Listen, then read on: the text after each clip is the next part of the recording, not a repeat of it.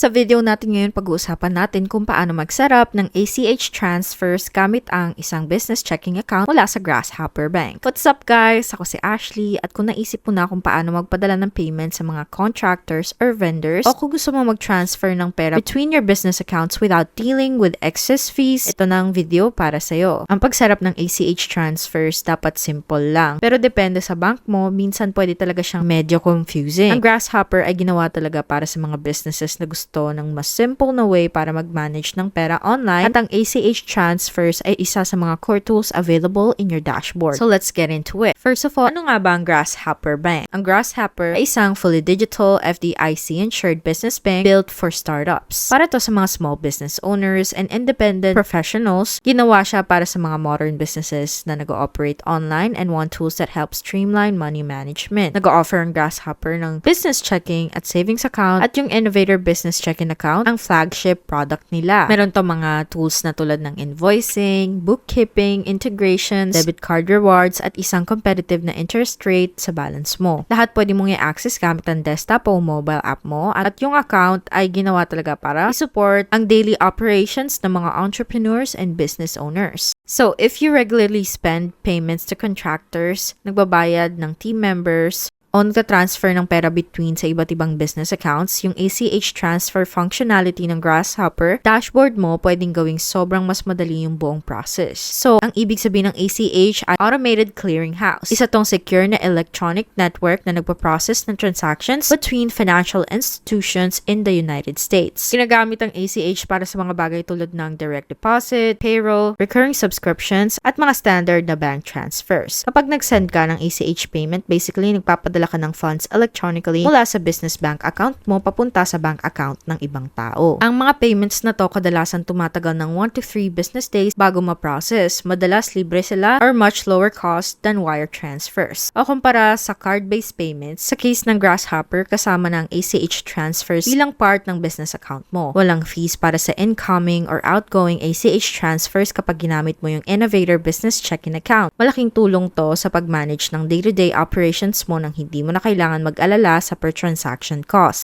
Now, how to actually get started with your first ACH transfer in Grasshopper. So, ang unang kailangan mong gawin, mag-open muna ng account. Siguraduhin mong gamitin yung exclusive link namin na nasa description sa baba at dadalhin ka nun diretso sa page na to mismo. Ang gawin mo lang ay i-click yung get started, tapos siguraduhin mo yung small business checking ang pinipili mo. Meron din silang ilang iba pang options dito. Meron silang startup checking, meron ding small business savings at startup savings, pati ilang lending options and so on. So, ang kailangan mo lang gawin ay i-click yung open an account. Tapos mula dito, magta-type ka ng ilang information. Inaabot lang ako ng mga 5 minutes para matapos yung process. And around 10 to 15 minutes naman bago talaga ma-accept. At sasabihin ko lang, since business-only product to, kailangan mong ilagay yung legal business name mo, EIN or SSN kung hindi ka LLC at wala kang EIN. Tapos, may iba pa silang hihingi na details pag nagsimula ka na. Once your account is approved and funded, starting with $100 minimum opening deposit, pwede ka na mag-login at magsimula mag-send ng payment. Okay, so once you're in, sobrang linis ng dashboard niya, which honestly, what I love about it. So kung gusto mo mag-transfer ng funds, pwede ka mag-click dito mismo o pwede rin dito sa taas. Both take you to the same place. Ang kailangan mo lang gawin na i-click yung make transfer. Mag-add ka ng external accounts. Sobrang straightforward lang ng process and then you'll select from where you want to send it from and where you want to send it to. And then you'll enter the recipient's full name or business name, banking account nila, yung banking routing number nila, their account number, or whether it's a checking or savings account. Kailangan mo rin ilagay yung amount na gusto mo ipadala at yung date kung kailan magpo-push through yung transfer. You can add a memo to the transaction like freelancer invoice or marketing services, which is helpful for tracking later. May option ka rin kung gagawin mo siyang one-time transfer lang or i-schedule mo siya mag-recur weekly, monthly, or kahit custom na timeline. Kapag na-review mo na lahat, i-confirm mo lang yung details at i-submit na yung transfer. Depende sa activity mo, pwede kang hingian ng verification para sa transaction via email or text. Pero pagtapos mong i-submit yung transfer, makikita mo muna siya na nakalist as pending sa dashboard mo. Once it's processed, it will be marked as complete and appear in your transaction history. Pinapayagan din ng Grasshopper na isave mo yung recipient information mo para mas mabilis na yung future transfers mo. I also wanted to show you an extra tool which is yung Autobooks invoicing. So ito na talaga yung dashboard. Dito, pwede kang gumawa ng invoices, checkout pages, payment links, mag-manage ng vendor, accounting reports, settings, etc. Ang cool talaga na naka-embed na lahat dito sa isang lugar lang. Kapag pumunta ka na sa invoicing, pwede kang gumawa ng first invoice mo o kaya mag-set up ng invoice schedule. So you will search for the customer here and you want to make sure you, of course, create the customer, the product or service, the price, the description, and then you can just click send invoice. Pwede mo rin i-preview yung invoice. Okay, sa product or service, mag-add ka ng new product tapos save. Okay, at pwede ka rin maglagay ng description. Pwede mong i-preview yung invoice dito mismo tapos ang kailangan mo lang gawin ay i-click yung send invoice. Pwede ka rin gumawa ng checkout pages at dito mo na mapapersonalize yung mga checkout pages mo.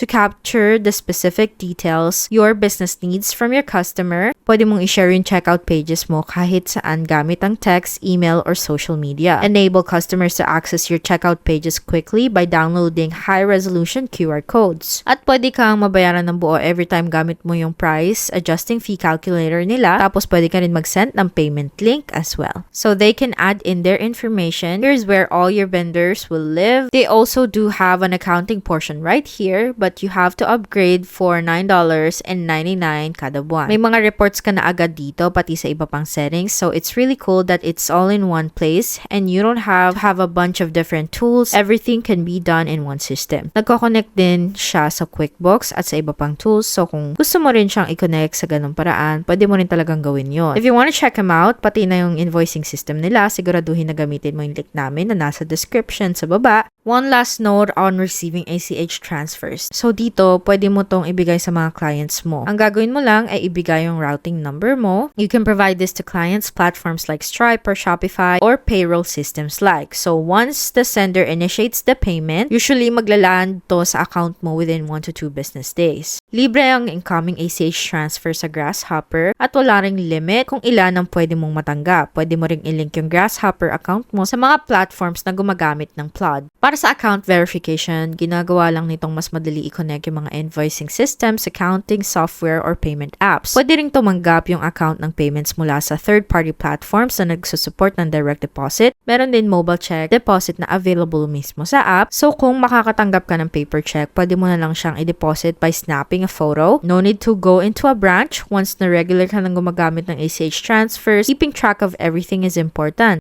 Grasshopper makes this easy with a clean and filterable transaction log inside your account dashboard. You'll see pending transfers, completed payments, and incoming deposits all in one place. Bawat transaction ay malinaw na nakalabel with date, recipient, and amount. Pwede ka rin mag-search gamit ang keyword o tag kung may hinahanap kang specific kung nag-setup ka ng recurring ACH transfers. You can go in and edit or cancel it at any time. You're not locked in, which makes it flexible if your business or payment schedule changes. You can also export transaction history or download monthly statements para mas maging madali ang bookkeeping and taxes. Gaya ng nabanggit ko kanina, nag-integrate talaga siya sa iba pang tools tulad ng QuickBooks, Autobooks, at iba pang platforms gaya ng Plaid. Ibig sabihin nito, pwede mong i-sync yung payment activity mo sa accounting software mo at mabawasan yung manual entry. May built-in financial dashboard na din na nagbibigay sa iyo ng quick view ng income and expenses mo. Sobrang helpful nito lalo na kung hindi ka gumagamit ng full accounting platform pero gusto mo pa rin ng malinaw na visibility sa cash flow mo. Ngayon, diretso tayo sa ilan sa mga frequently asked questions tungkol sa ACH and Grasshopper. A common question is how long ACH transfers stay. Ang sagot dyan ay kadalasan 1 to 3 business days, depende kung kailan na-initiate yung transfers at kung saang bank mapupunta ang pera. Isa pang tanong ay kung may transfer limits ka ba. Kapag bagong open pa lang yung Grasshopper account mo, pwedeng may initial limits kung magkano ang pwede mong ipadala per day or per transactions as your account ages. At habang nadadagdagan ng transaction history mo, pwedeng tumaas ang mga limits na yon. Pwede mong i-check yung limits mo anytime sa loob ng dashboard o makipag-ugnayan sa Grasshopper support. One more thing to know is that ACH transfers are only available for payments within the US. If you need to send money internationally, Grasshopper does support wire transfers, but those come with separate fees. So ACH is best for US-based payments kung saan pareho may US bank accounts yung sender and recipient if you're paying a contractor, vendor, or even yourself from business personal account. ACH is a very reliable at low-cost na way para gawin to. Perfect din siya para sa recurring payments tulad ng pagbayad ng virtual assistant or retainer-based na service provider. You can send it and forget it. Alam mo lalabas yung funds on time at kung ikaw naman ay binabayaran ng mga clients na mas prefer magbayad via bank transfers kaysa sa mga platforms na kumakaltas ng percentage, ACH is a simple and free way to receive full payments. Binibigyan ng Grasshopper ang small business owners and entrepreneurs ng kakayahang mag-manage ng payments ng madali and affordable. Kasama ng ACH transfers bilang part ng Innovator Business Checking Account and are free to send and receive. Fully online yung platform, madaling gamitin. Nagbibigay sa'yo ng maraming flexibility kung paano mo minamanage ang pera mo. So whether nagsisimula ka pa lang o matagal ka na sa business, sobrang laki ng difference kapag kaya mong maglipat ng funds nang hindi na kailangan dumaan sa kung anong-anong hassle. So if you've been looking for a modern business account that supports the way you actually operate, this is such a great place to start. Kung gusto mong i-check out at mag-sign up ng account, iniwan ko yung link sa description below. Gusto ko lang din nabanggitin na affiliate link sa mga to, which means we may earn a small commission at no extra cost to you. So if you do choose to use our links, we want to say thank you so much in advance for supporting our channel. Ang channel na to ay dedicated to helping entrepreneurs, freelancers, and small business owners na makahanap ng mga tools, nagpapadali at nagpapagaan sa business side ng mga ginagawa nila. So if you love this video, don't forget to like and subscribe to the channel and leave comments or questions below so naming makarinig ng feedback nyo. Thank you so much for watching and I'll see you in the next video.